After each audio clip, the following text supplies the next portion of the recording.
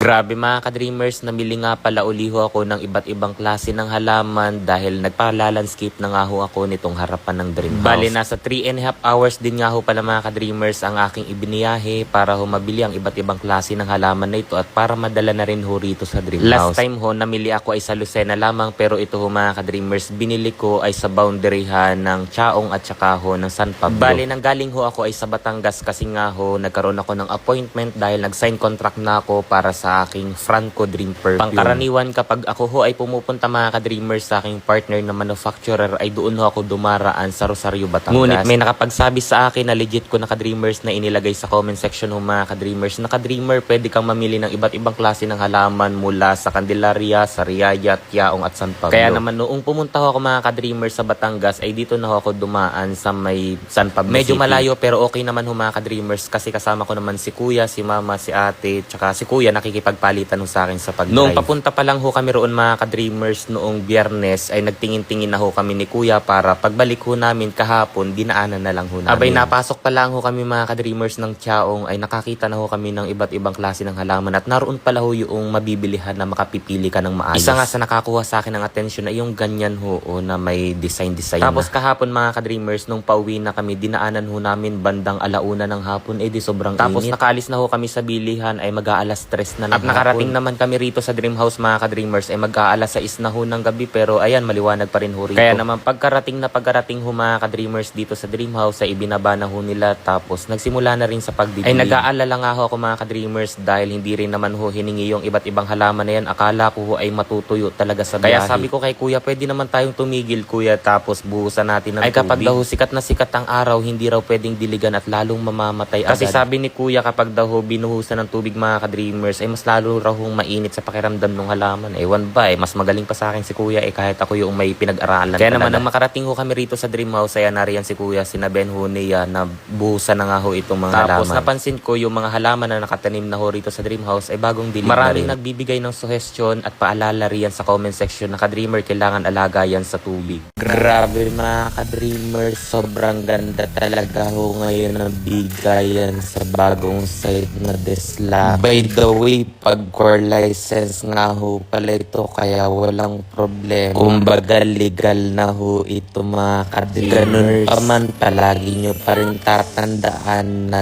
gamble responsible dahil lahat ng sobra ay masama. Pero syempre huwag ninyo mga ka-dreamers kalilimutan gawin ang ating mechanic sapagkat hindi ko rin ho kalilimutan mag-share sa inyo ng blessing dahil ako ay nananalo ngayon.